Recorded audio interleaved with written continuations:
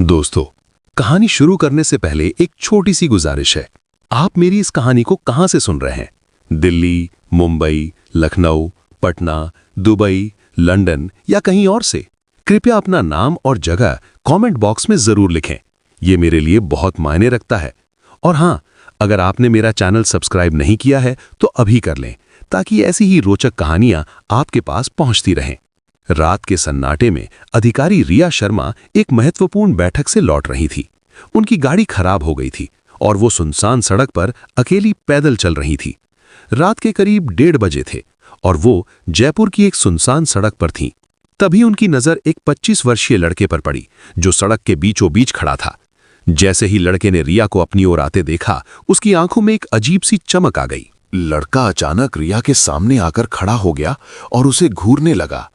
रिया ने उसे अनदेखा करते हुए आगे बढ़ने की कोशिश की, लेकिन लड़का उसके पीछे पीछे चलने लगा। अंधेरी रात और लड़के की हरकतें रिया के दिल में डर पैदा कर रही थीं। अचानक लड़के ने पीछे से आकर रिया की बांह पकड़ ली और बोला, "कहां जा रही हो, मुझसे मिले बगैर?" उसके चेहरे पर नशे का अजीब असर था। रिया ने जवाब दिया कि वो एक जरूरी काम से लौट रही थी। लड़के ने उसके बाल पकड़कर अपनी ओर खींचे और फिर से पूछा, "क्या काम था?" रिया ने बताया कि वो एक जरूरी मीटिंग थी। लड़का हंसने लगा और कहने लगा, "किस तरह की मीटिंग? मेरे साथ भी कोई मीटिंग कर लो।" फिर उसने रिया की बांह जोर से खींची, जिससे उसके कपड़े का एक हिस्सा फट गया। रिया समझ गई कि कुछ गलत होने वाला है। वो धीरे धीरे पीछे हटने लगी और लड़का उसकी ओर बढ़ने लगा।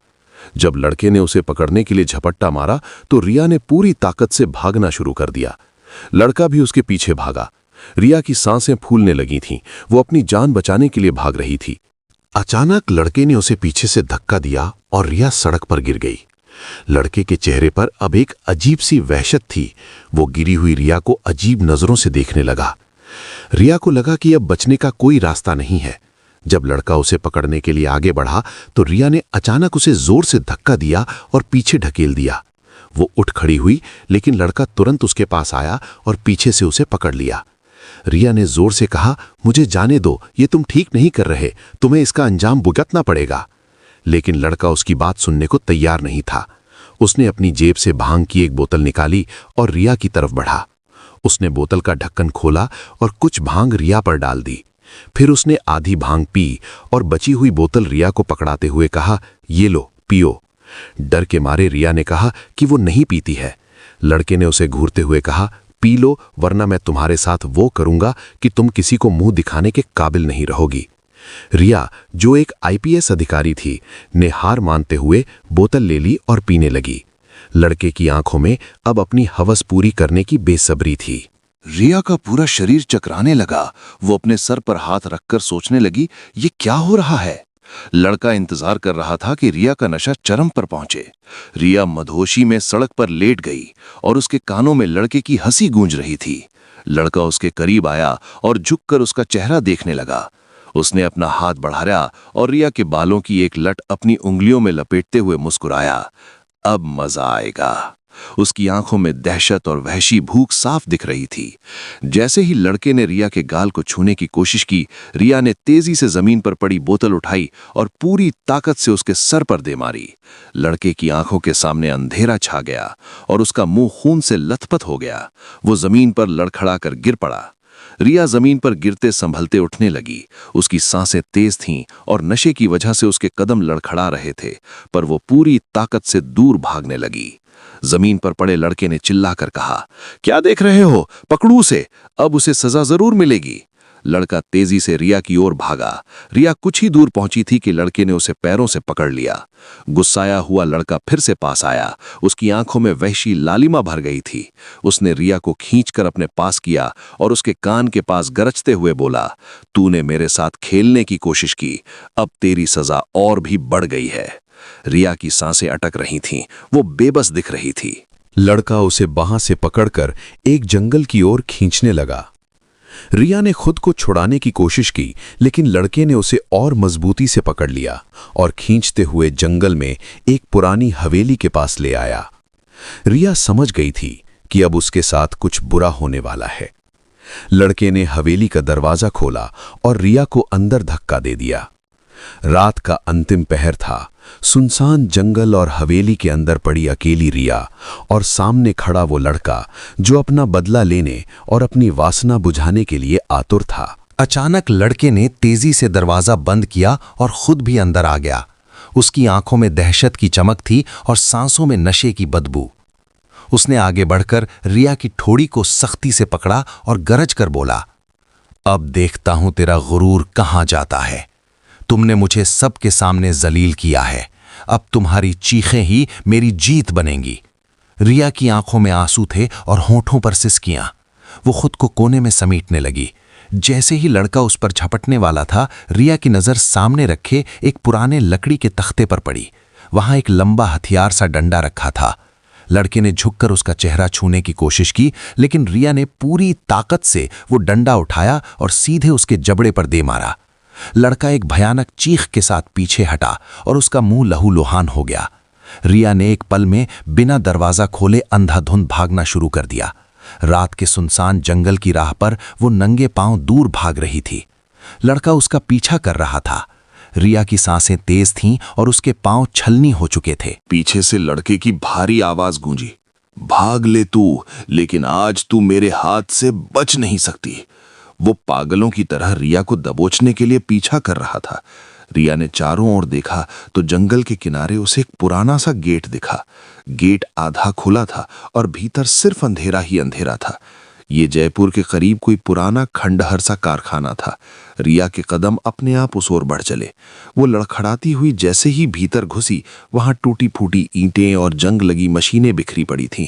रिया एक मशीन के पीछे जाकर हांफती हुई छिप गई। उसका दिल जोर जोर से धड़क रहा था, जिसने सुनसान रात को और भी भयानक बना दिया था। कुछ पल बाद गेट धड़ाम से खुला और लड़का अंदर आ गया। उसके कदमों की आहट गूंज रही थी। कहाँ छिपी है? उसकी आवाज कारखाने की दीवारों से टकराकर गूंजी। रिया ने अपने होंठ दांतों में दबाए सांस रोके बैठी थी। लड़का धीरे धीरे कदम बढ़ाता हुआ अंधेरे में इधर उधर देख रहा था। तभी उसने नीचे से जंग लगी लोहे की सलाई उठाई और उसे जमीन पर रगड़ते हुए आगे बढ़ने लगा। अचानक एक आहट सुनकर लड़का जोर से हंसा। तभी रिया ने अपना चेहरा उसकी ओर घुमाकर कहा, देखो, तुम ये सब ठीक नहीं कर रहे। जो तुम अब करने वाले हो उसका अंजाम तुम्हारे लिए बहुत बुरा होगा। कानून तुम्हें इसकी सजा देगा। लड़का हंसते हुए बोला, अरे पागल लड़की, क्या तुम्हें अभी भी लगता है कि मैं तुम्हें ऐसे ही जाने दूंगा? आखिर मैं एक 25 वर्षीय लड़का हूं। कानून वही है जो मैं चाहूं, और अभी इस वीरान जगह पर कोई तुम्हारी चीखें सुनने वाला नहीं। रिया डर के डरते वहां से उठ खड़ी हुई। अब लड़का उसके पास आकर उसके शरीर की खुशबू सूंघने लगा। अचानक रिया ने उसे जोर से पीछे की ओर धक्का दिया और कारखाने से बाहर निकल आई। फिर तेजी से एक बार फिर भागने लगी, लेकिन वो कुछ ही दूर पहुंची थी कि जंगल की राह पर लड़का रास्ता रोककर उसके सामने खड़ा था। रिया दूसरी तरफ भागना चाहती थी, लेकिन लड़का पहले ही वहां पहुंच चुका था। अब रिया के लिए सभी रास्ते बंद हो गए थे। उसने डरते डरते अपनी आंखें बंद कर लीं, दोनों हाथ अपनी आंखों पर रख लिए।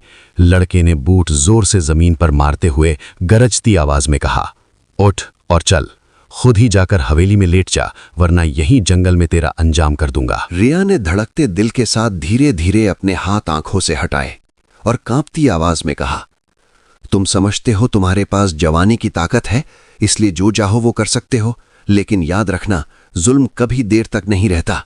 लड़के के चेहरे पर व्यंग्यात्मक मुस्कान फैल गई। बड़ी बहादुरी के लेक्चर दे रही है, लेकिन आज ये बातें तेरे किसी काम नहीं आएंगी। अचानक लड़के ने कहा, ऐसे नहीं मानेगी, ये रस्सी लाओ।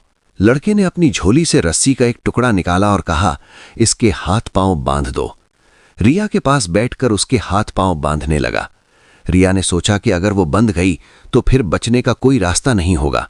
अचानक उसने लड़के से कहा, अच्छा ठीक है, जो तुम चाहते हो मैं उसके लिए तैयार हूं। यह सुनकर लड़का जोर जोर से हंसने लगा। फिर वो रिया के करीब आया और घूरते हुए बोला, शाबाश, अगर पहले ही मान जाती तो मुझे इतना कुछ तुम्हारे साथ नहीं करना पड़ता। लड़के के करीब आते ही रिया ने हार मान ली थी। लड़का पूरी तरह संतुष्ट था कि अब ये लड़की उसके काबू में आ गई है। अब तो खुद ही तैयार है, फिर रस्सी की जरूरत नहीं, बस सीधे हवेली में बैठ जा।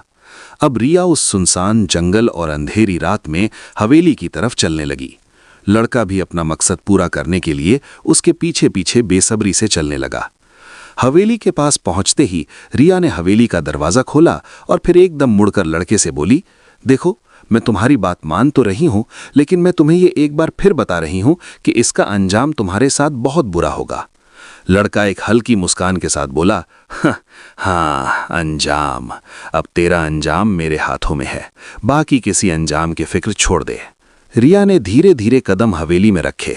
लड़का झुककर उसके करीब होते हुए व्यंग्यात्मक अंदाज में बोला, शाबाश, बहुत अक्लमंद हो गई हो। और जैसे ही लड़का हवेली के अंदर दाखिल होने लगा, उसी वक्त पीछे से एक और गाड़ी वहां आ गई। लड़के ने जब गाड़ी को देखा तो दरवाजा बंद करके जल्दी से उस गाड़ी की तरफ चला आया। रिया हवेली के अंदर ही थी। लड़का जाकर गाड़ी में बैठे शख्स से बात करने लगा। इससे पहले कि रिया बाहर निकलकर गाड़ी के पास आती, गाड़ी वहां से निकल गई। अब लड़का वापस हवेली की तरफ मुड़ रहा था। इतने में रिया ने जल्दी से दरवाजा खोला और बाहर निकलकर लड़के के पास आकर उसका हाथ थामते हुए बोली, हाँ, अब क्या हुआ? रिया ने प्यार भरी निगाहों से उसकी तरफ देखा और उसे अपने गले से लगाते हुए लड़के के चेहरे पर एक मुस्कान आ गई। लड़का तुरंत अपनी हवेली की तरफ गया और वहां से एक फल निकालकर रिया के हाथ में पकड़ा दिया। रिया वहीं जंगल की राह पर बैठ गई और फल खाने लगी। लड़का जो आतुर होकर खड़ा था, उसका सब्र टूट गया। उसने रिया से कहा, जल्दी खाओ, वक्त नहीं है। रिया ने अपने आप से कहा, लगता है अब इसको ज्यादा रोकना मुमकिन नहीं, अब मैं क्या करूं? फिर वो डरते डरते राह से उठ खड़ी हुई।